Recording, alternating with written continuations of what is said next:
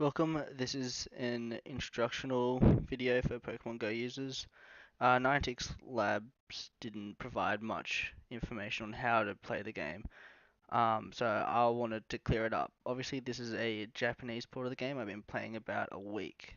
It was recorded on a train. So this is the main screen. It uses the same canvas as Ingress, with the portals being Pokestops. So Ingress uses real world locations to create portals. These portals you can farm items. So now a Voltorb appears, so you just tap on the Pokemon to enter the encounter screen. I already have a few Pokeballs. New players will have to farm them first. Farming again comes from portals. Um, so additionally, this is the standard view for the encounter. There's also a AR mode, but battery usage on each mode varies.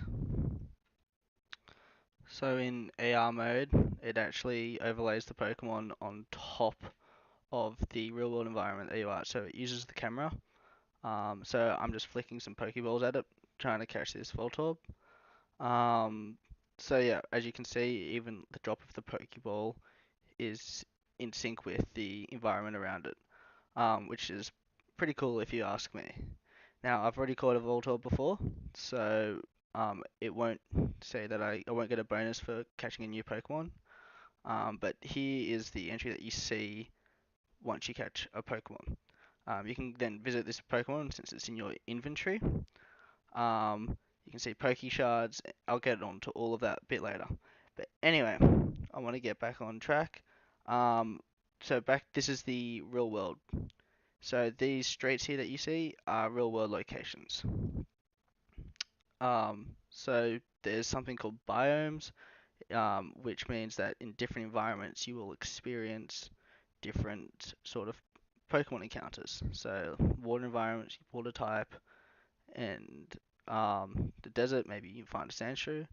Anyway, now this here is a Pokestop. So this is what I was talking about before, where you can farm items. So I just gave it a spun and out popped a few Pokeballs.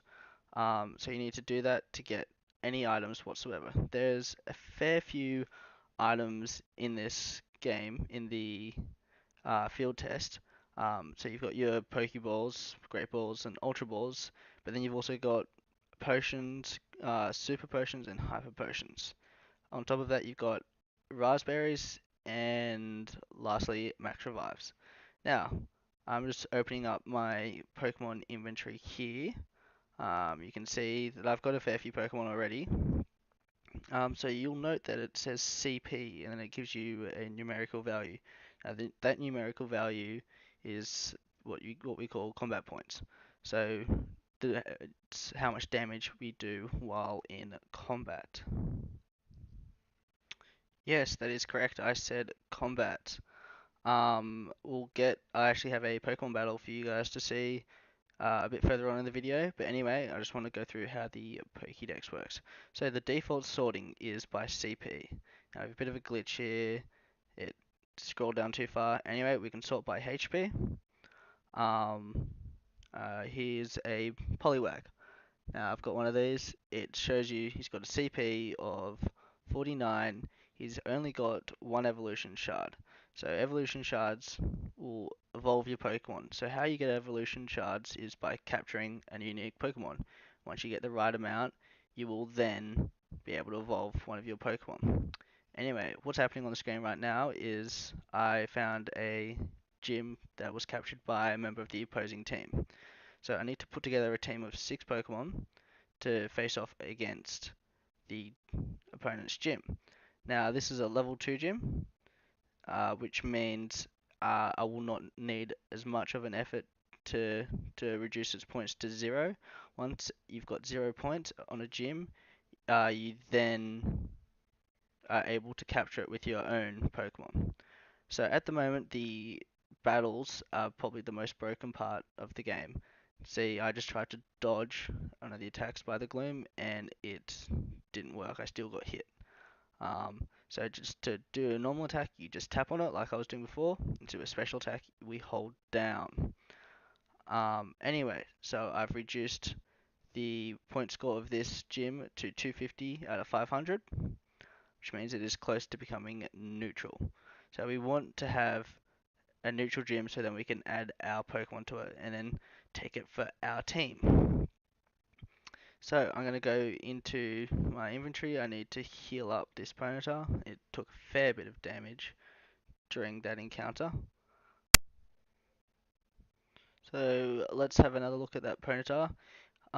You'll notice that the health of the Pokemon when it's healed does not scale linearly. Okay, it's by 25% increments. So a potion will heal only 25%, a super potion will heal 50, and a hyper potion will heal 75. Now, there is no other way in the game to actually heal your Pokemon other than use potions. Now, we just saw one of my eggs. Now, eggs work in a bit of a funny way. We'll have a look at it later. But this is my highest CP Pokemon. It's a Mr. Mime. He's got a CP of 374, which is actually quite high. I could actually leave him at a gym to defend a gym, and it will mean that it will be harder for an opponent to capture that gym. Now, let's go back to my egg. Now, this egg here, I'm not too sure what's in it, but you actually need to walk physical steps to hatch eggs. So I need to walk 1 kilometer to hatch this egg.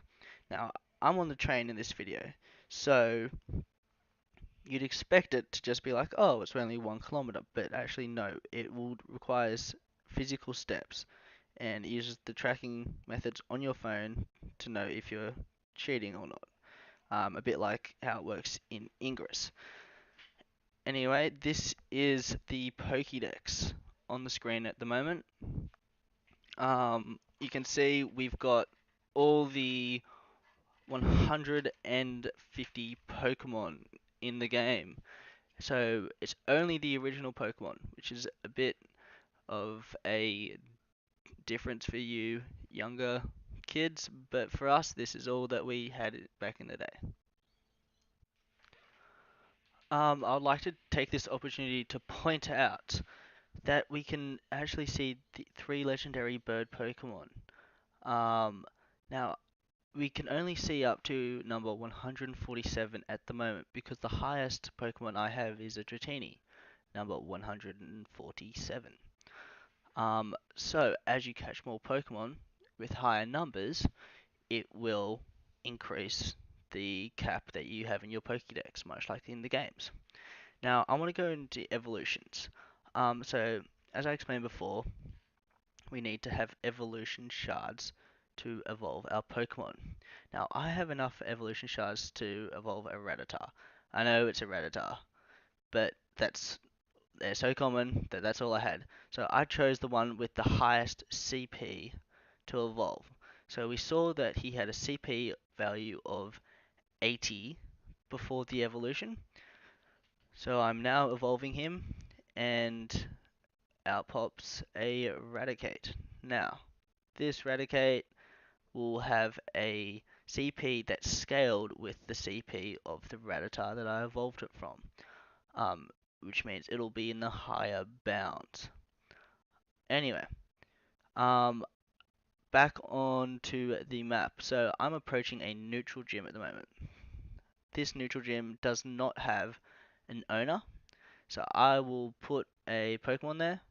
So I'll put, yep, that Raticate that we just evolved.